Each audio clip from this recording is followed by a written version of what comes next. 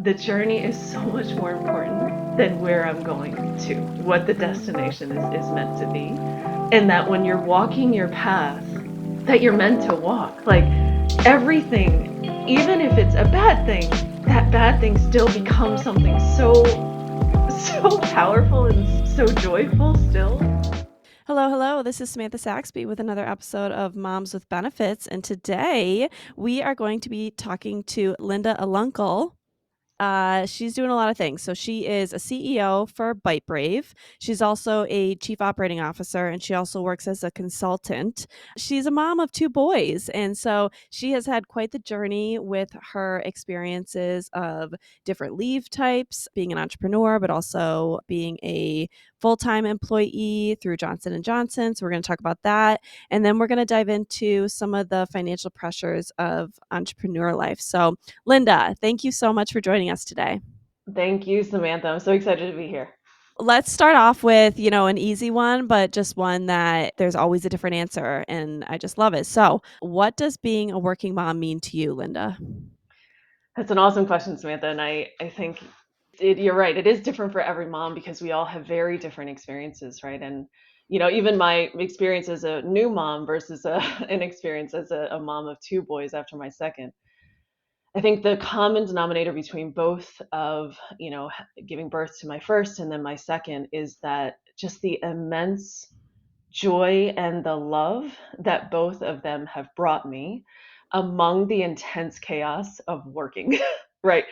And I think it's making sure that in every day that I know I have 1,000 different commitments with work and my career, but my number one priority, no matter what I do, has to be my family. And, that includes my boys, my husband, the people that I love in my life, because if you think about it, right, and everybody brings this example, but when we're in retirement ages and we're sitting on the porch with our husband, our partner, our children, what do we care about? We don't care about the chaos. We don't care about, if we got to get this deadline. What we care about is the love and the joy and the moments that we share together. And, I remind myself sometimes when I do get overwhelmed that I need to stick to that priority and trying to find the moments of joy, right? As hard as it may be every day, trying to find those moments. And for me, it's I wake up and I go and wake my boys up, and it's that initial hug, right? That first hug in the morning to set my day off right, and the hug at the end of the day. And it's things like that that I know if I need to keep doing that in order to make this journey the way that I want it to be at the end. That's beautiful. And I feel that the immense love and joy that you can have for your kids is unmeasurable. Have you always been very family oriented? And this was a value you grew up with as an example? Or is this more of a new value as you've entered either adult life or motherhood? No, the answer to that is no.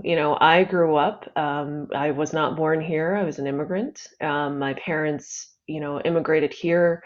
When I was born, they had to immigrate here, and I stayed in China for 5 years. So they essentially left for the first 3 years of my life. And from there, it was the hustle and the grind to try to make it here. We were incredibly poor growing up and moved 6 times before I got to 3rd grade, trying to make a living. And what that taught me really was this element of extreme scarcity, right? And that it was very much a survival instinct of trying to make it in this country and trying to do our best. And we grew up on a student visa, which was, in a one-bedroom apartment, knowing that, right? Like, and the emotions and the love and all of that, right? It just did not exist. And it was very much like just trying to survive in this country. And we essentially lived like that throughout my entire elementary, middle, high school.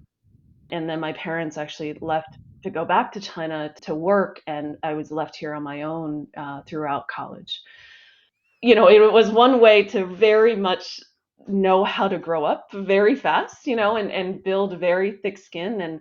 And I went to school for chemical engineering, and I remember, when my parents left, I had to drive myself back to school. and just thinking like, oh my goodness, for the next however long, I am going to be in this country on my own. My sister went back with them, and I realized that like the only support I had were my friends, whether it was birthdays, holidays, I had nowhere to go. So I really had to make it on my own for that period of time. It was just the way that I had to grow up. I just had to build that thick skin, learn how to make it on my own, and be able to be okay with that kind of space. So to answer your question, no, I did not get, these values are fairly new to me and my husband, and these are things that we decided as parents. And don't get me wrong, right? The parents that we want to be are, because of how we were brought up. So we know the things that we don't want and we know the things that we want. And because of that, it is incredibly difficult to be parents because you have no playbook as to what to go off of, right? So in some extent, I think I'm winging it every day still. Yeah, and I just think that that is just so beautiful to hear someone who grew up with the phrase you used was extreme scarcity, and then you as an adult with, you're accomplishing so much, but ultimately your biggest value is family. Like, that is so beautiful. I could, like, cry right now. It's so beautiful. So, Oh, thank you. just thank you for sharing. It's just so inspirational. So, I wanna dive into you had 2 boys, Mhm. and you had different leave experiences for both of them. So, your maternity leaves look different. So, leave number 1, you were a contractor, and so that meant you did not have any type of paid leave or any type of guaranteed, legally protected time away to bond with your first child. So, you took that unpaid, and you took 3 months off, is what you said. Child number 2, you were working at Johnson& and Johnson, large company, and they had a great policy of 6 months paid maternity leave to bond with your child. How did those experiences differ, and potentially look at it like a pros and cons? Like, what were the benefits of one situation, and what were some negatives of the situation? Yeah, it is funny. I did experience both, and I was a contractor at J&J to start with my first one, but it was the way to get my foot in the door. And I knew that going in, and and as soon as I started, I had to tell my boss at the time. I was like, "Ooh, I'm pregnant." And I'm due in a few months, or I think it was like 6 or 8 months at that point. So it was fairly early in the pregnancy, but I realized that, well, this is the first time as a contractor, and I did it to get my foot into the door at J&J. It was a great company, and I was like, I need to be here, and I need to be able to take the sacrifice. So we knew, my husband and I knew going in that that was where we were. So we essentially planned for a period of time for me to be out financially. So we had a time to plan for it within the time I was pregnant. But even with that, it was this like realization, like, oh my goodness, like this is all unpaid leave, number one. Number two, if I don't go back within a certain period of time, is my job compromised as a contractor, for within a good company? Does that door close for a potential full-time role in J&J if I don't go back fast enough? And then on top of that, the new mom anxieties, right? I was a first-time mom at that point. So the anxieties of the career pressure. And J&J at that point had a lot of great webinars, or seminars rather, and they were in person back in 2017. And I asked that question actually during one of them. They had a woman and mom working seminar, and I asked the question. I was like, I'm a contractor, in a pretty decent sized room. And it was about, how do you balance work and how do you manage that as a woman? And do you see opportunities fade away because you're pregnant, right? And I raised my hand in that seminar, and I was like, I'm a contractor. I am pregnant. What if I go away too long? And I Yeah. wanted the answer What from did the they company. say?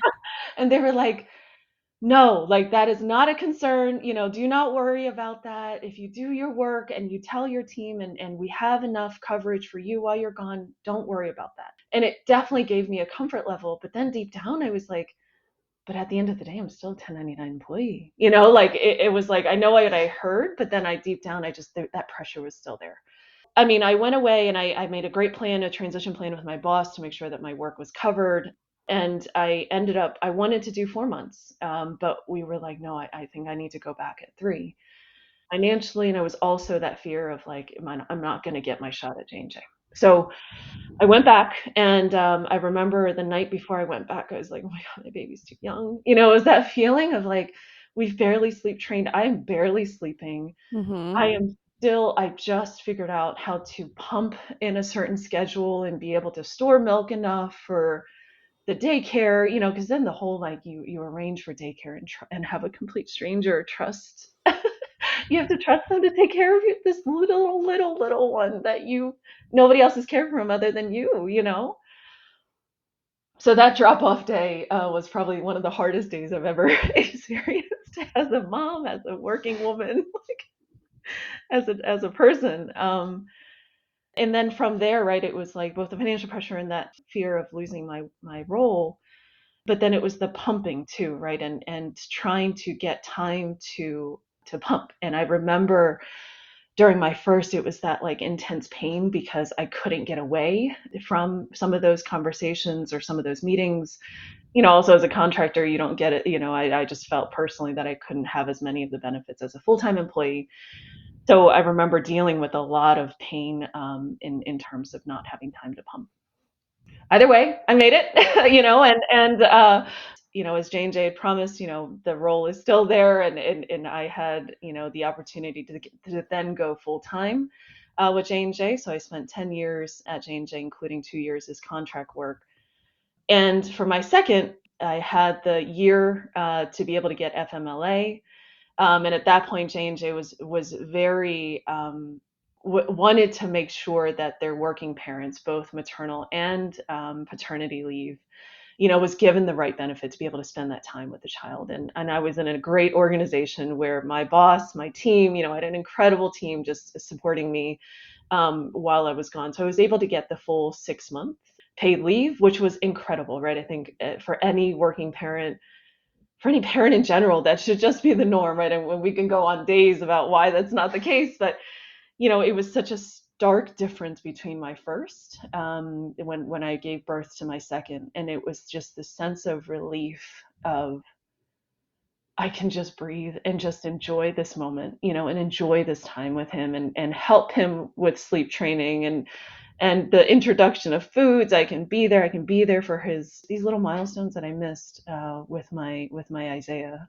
As I was listening, it sounded like, for leave number 1, you were concerned about the financial impact, A, B, the career impact, and C, you had mom anxiety, as all new parents do.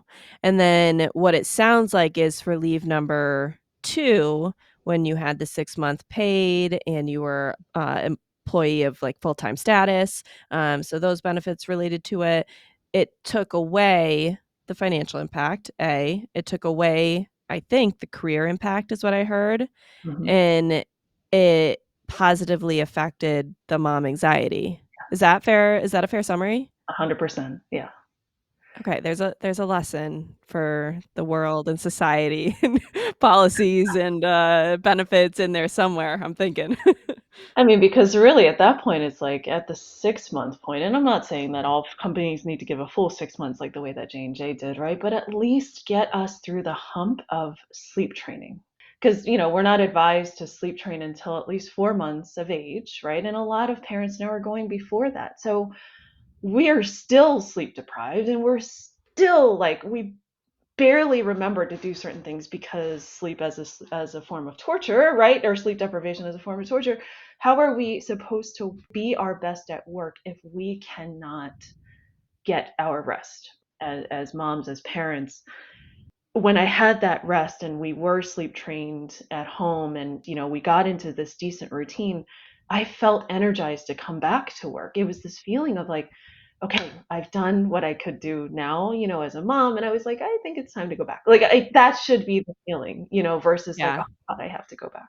Yeah, and it feels like a lot of, companies, at least on, the large employers, philosophically agree that, paid leave for both the mothers and the parents and, any caretaker is supported and it has so many benefits. I think it's a unique conundrum of how do we make it work for contract employees or employees at smaller organizations that don't even meet the FMLA criteria. So it's interesting. If anybody has any ideas, shoot them over to us because we'd love to learn how to help. Okay, awesome. So thank you so much for sharing those experiences. So talk to me about your setup now with your working world and the different decisions you've made from a financial perspective that always, again, links up to your family value. So you're a CEO, you're a COO, and you're a consultant. That's three different organizations, multiple revenue streams. Talk to me about your decision making process here. Yeah, and when I say chaos, I've been shown a whole new level of chaos as a career woman now than I was at in corporate America. One of the most valuable assets now is time, time and energy. I've realized that now that I am an entrepreneur and for the just to give you guys an idea, I've been dreaming about being an entrepreneur for the last 11 years since I got my MBA from Temple University. I've been like just fantasizing about this idea of being my own boss, and I thought it was super cool as like a minority woman being, someone who can rule the world Hell yeah.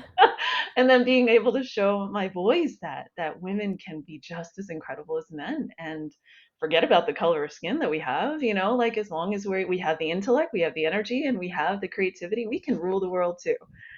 So it's always been this fantasy of mine. And after J&J, I was like, it's time for me to really do what I've wanted to do for over a decade. So now that I'm an entrepreneur, but also a mom of two boys and a wife and a sister, and a daughter, time and energy is the number one, number two, one and number two in my life. And with that said, though, it's like despite all the chaos and this and among all of the work, every day when the boys come home, they'll ask me, Mommy, how was your day? And they're like, how many jobs did you do today? I'm like, Oh, babe. Yeah. But then it's like it's even just that mere question, and then the after pitch competitions, like in the ones that I haven't won, and there was a pretty decent one last year. One of the most amazing feelings, despite not winning, but coming home and, my husband had told the boys before I got in that, Mommy didn't make it. They both came in and gave me the biggest hug in the world.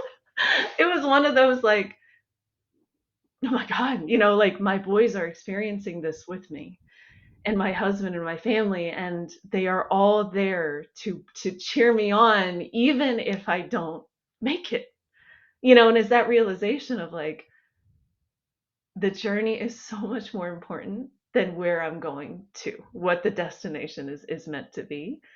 And that when you're walking your path that you're meant to walk, like everything, even if it's a bad thing, that bad thing still becomes something so powerful and so joyful still, if I have my priorities right. And I think that's I don't know if that answers your question, but I had to bring those examples up.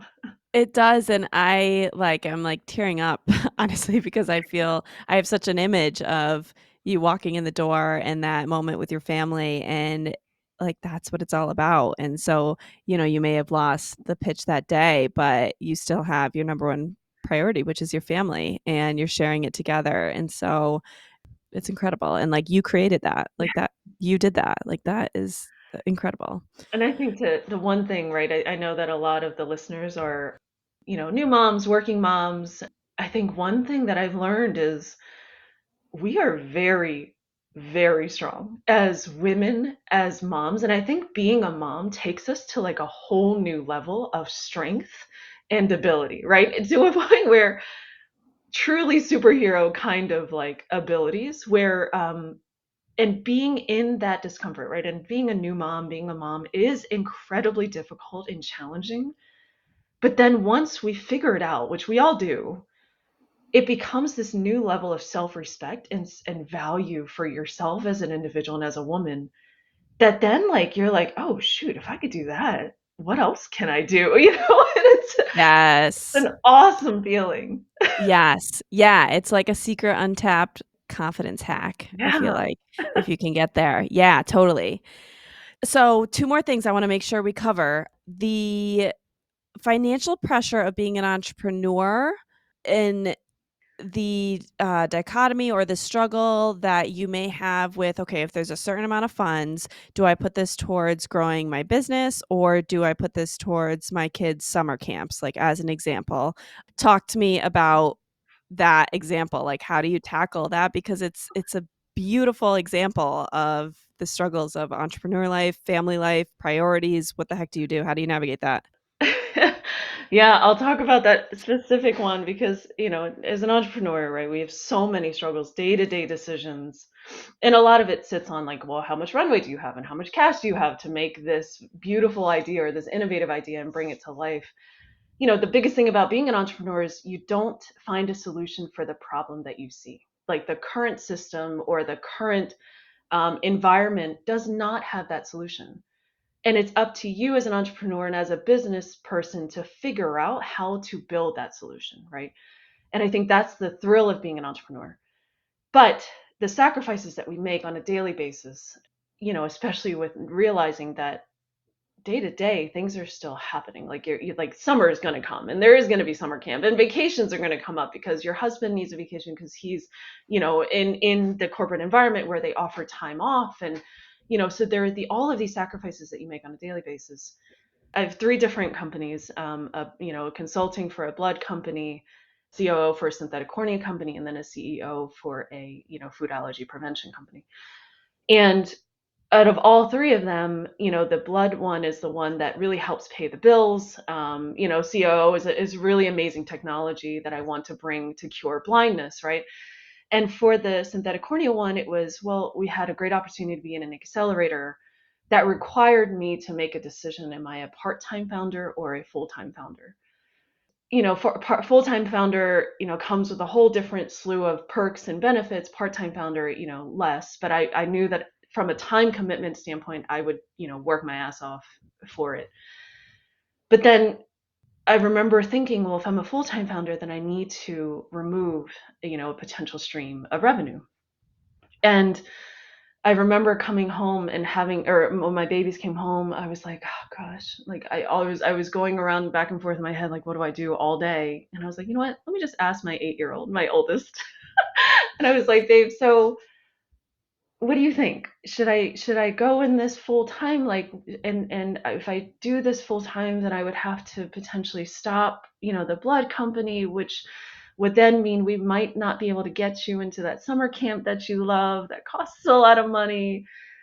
Or do I keep going and then just do it, on the side? And then he was like, but mommy, you really care about the food allergy side. I'm like, yeah, I know, baby. He's like, because that's, but you're doing it because of Benji. I'm like, yes, I say, yeah, you're right. And then he goes, mommy, I really like the summer camp too. Oh, He's your like, heart just break. he's like, why can't you just do all three? And I'm like, oh my God. And I'm like, okay, you know what? Like, the very first thing which he said was absolutely right. We're doing the food allergy work because of my second child, Benji, right? And that was the fact that he reminded me of that. It was like, yes, I need to dedicate time aside for Bite Brave so that families don't need to live the way that we do. And then secondly, as an 8-year-old, his priority of I still want to have a lot of fun. And I was like, I can't rob him of that childhood. I cannot do that because it's these little moments that he's going to remember, these summers that he's going to remember for the rest of his life. And I can't take that away from him. Ultimately I made the decision to go in as a part-time founder and, and it's fine, right? Like, and I was at the accelerator yesterday and met the incredible team there, saw the incredible space, and things are going fine. And I just remember, oh my gosh, I need to actually now, as an entrepreneur, need to make these very difficult decisions that, whatever decision I make, it will be fine at the end of it. It's just, Mhm. that pressure and that initial need to make that decision is what's challenging. And how beautiful is it that your son brought it back to the family values? I know. Like, what you're teaching and what you're prioritizing is clearly, resonating. And I was really proud of him at that moment, right? I was Yeah. like my husband and I are doing something right, even though I may Yeah. not feel it like it sometimes. Yeah. Ugh. Okay, so let's dive into the food allergy company. So it's called bitebrave. Mhm. This is the company that you're the CEO for, that you started because of your passion. So talk to me about, how this got started. And we talked, you said you've saved your son's life 4 times already. Yeah, I mean, talk about PTSD, right? Mm. I I mean, I can't even imagine, truly.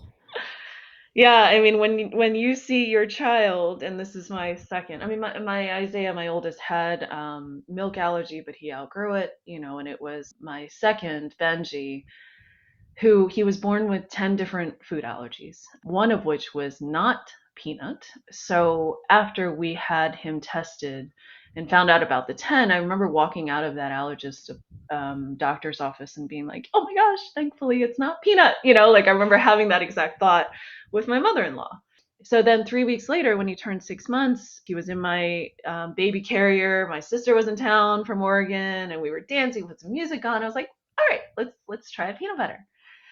So I put it on my hand and he was facing outward, so I couldn't see what was happening, right? And I was like, oh, the allergist, the doctor said it was all good. Let's go.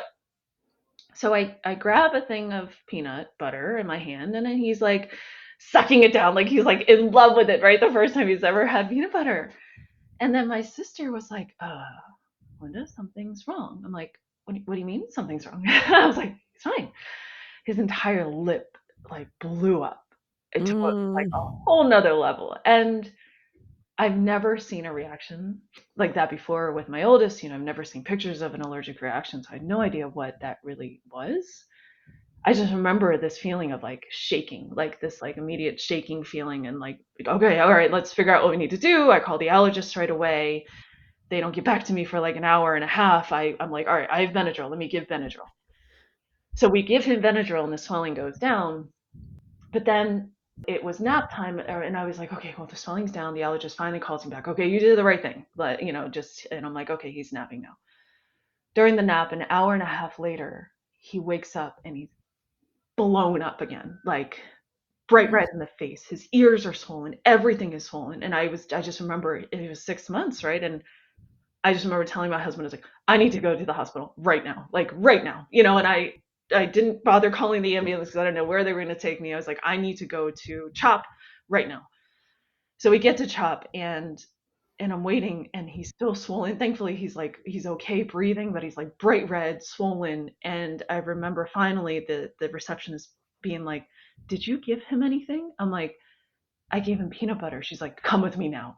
And it was this immediate whirlwind of going into the room and the doctor being like, okay, mom, I'm going to stab your child here. Like, this will make him feel better. And I just remember, like, it was all just such a blur. And the second they gave him the epi, Benji threw up. And the doctor goes, I'm 14 years in. You're 2 minutes in. I have a child with peanut allergy too. This will be okay. And then we go from CHOP to an ambulance to an emergency room for the next 4 hours. And I would just like, what the hell just happened? So that was PTSD number one. And then for the next 2 weeks, right, it was this like whirlwind of like you start Googling, I can't do birthday parties, I can't do baseball games, I can't do movie theaters, I can't do restaurants, I can't do vacations. And overnight, your world flips upside down. And the fact that, oh my God, he's 6 months, I need to get back to work. I need to send him to daycare. Like it was a whole nother level of like, Mm. I almost just lost my child. And now I need to pretend like everything's okay, like, um, so yeah, so almost losing him at 6 months, going through that experience, and then having to do it 3 more times after that. And he's only 6. So for me, it was this realization. Number one, I wanted to be an entrepreneur for the last 11 years. I learned a lot about actually food allergy prevention at Johnson and Johnson. I was like, this is what I need to do. I know what is possible scientifically to prevent this disease from ever happening, preventing these experiences that I had, these PTSD induced experiences, that I need to share this with the world. And I need to tell every mom and dad out there what they need to be doing now, even if I don't make a single dollar out of it. It was this feeling of like, this is what I'm meant to do with my life. Tell us more. Like, what do parents need to do, and what is the science behind it? Like, tell us more. Yep. So there was a very robust clinical trial done in 2015 that demonstrated 80+% reduction of peanut allergy if you introduce peanut allergen, in this case, in that 4 to 6 month window. And it has to start that early. But we know that in that time frame, in that 4 to 6 month window, we're not sleeping. We are just getting back to work. We're barely put together as a mom, as a family unit, adjusting to this new life. But that science really does demonstrate that if you do it in that window and you do it with a specific regimen and a frequency and at a certain dosage, that you have an 80% chance of reducing that peanut allergy from ever happening. Pediatricians, to the best of their intent, do not have the time to coach families through that journey, because it is a journey, right? It is a dedication and a discipline to need to do that. So Bite Brave is looking to fill in that gap, complement the current care that they have with a pediatrician, but provide a digital health environment where parents can go in and essentially be coached with the help of dietitians, with experts, to show them how to best do it, but then also have products that mom love. For example, I know you guys don't have audio, but or video, but this is a product that's like a Haka feeder, right? That a lot of moms are using right now to help soothe the gums with frozen breast milk or frozen food. We're going to repurpose products that mom already love to be able to help prevent the disease, because what we can do instead of putting breast milk or fruit in here is we put peanut powder in here, or diluted peanut butter, freeze it, Mm. and introduce it and show mom and dad how to give this to them at a certain level of frequency at the correct dosage, and still allow that baby to be introduced these allergens so that we can prevent that disease. Wow. So that's Bite Brave in a nutshell, but Wow. it's my job. I really think it's my life's mission to completely reverse this disease from happening, because it is happening and the prevalence of it has just gone up tremendously over the last Mm. decades, and it needs to be reversed. And this is likely an obvious question or obvious answer, but how would you describe the relationship between motherhood and this passion? The fact that Isaiah asked me that question, or told me, reminded me that he actually said, we're doing this because of Benji. Like, it wasn't that, mom, you're doing this. We're doing this. To me, it was like they're so intertwined now. Like, my life's mission and being a mother and an entrepreneur is just so combined. And I love that my boys can see that you can live and build a life for yourself that is so interconnected, that you can still align to the values and the priorities that you set as a family. Yeah, that's it. It all goes back to your family priorities and your family values. Yeah. Oh, that's incredible. Well, thank you so, so much for your time today, Linda. We covered so much. And honestly, you are such a bright light to working moms and entrepreneurs and just women in general. So it has been such a delight to talk to you today. Thank you. Thank you, Samantha. If you are currently expecting or just looking to plan ahead, check out perkyleave.com to learn more about your leave benefits. Moms with Benefits is chasing financial and emotional stability for motherhood. If you've resonated with any of the stories from our moms, we'd love for you to give us a rating and quick review to help spread the word. You'll also find Moms with Benefits on Instagram @momswithbenefits.org. Keep going and keep growing, Mama.